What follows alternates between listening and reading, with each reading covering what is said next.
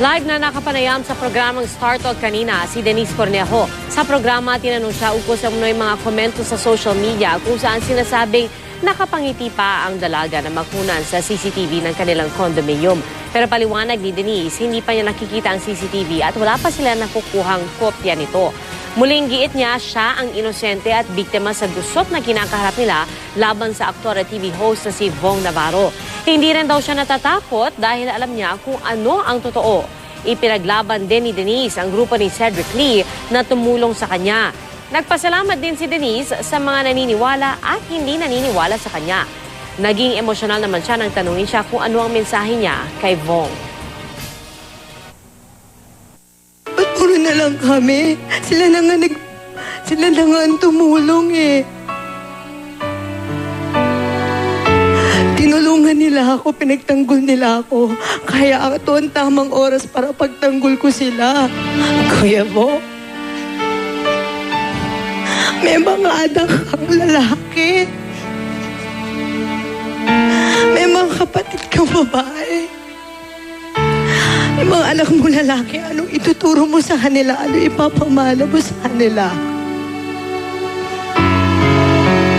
Yung mali, prinsipyo po pinaglalaban ko dito. Ngayon, panalo ka, pero matakot ka sa magkalawang buhay. Kuya Vong, hindi ito pelikula. Totoong buhay ito. Ang sabi naman ng abogado ni Vong Navarro na si Attorney Dennis Manalo, handa raw ang kanyang kliyenteng sumunod anumang maging desisyon sa mga kasong isinampa nila. Hanggang ngayon, may trauma pa rin daw si Navarro sa mga nangyari. Kaya isang interview lang ang napaunlakan niya at sa ABS-CBN lamang ito. Mula pa po nung pumutok ang issue ay sinusubukan na ng GMA News na makapanayam si Vong Navarro. Humingi raw ng additional security si Vong para sa kanya at sa kanyang pamilya dahil sa nararamdamang takot. Dagdag pa ni Manalo, mas maganda na ang kondisyon ni Navarro mula nung nakarang linggo. Pagdating naman sa kasong rape na isinampa ni Denise, posible raw magsampa ng kasong perjury ang kampo ni Navarro. The option to file a perjury case is open. If there would be a perjury case, it would be as a result of the rape complaint that was filed.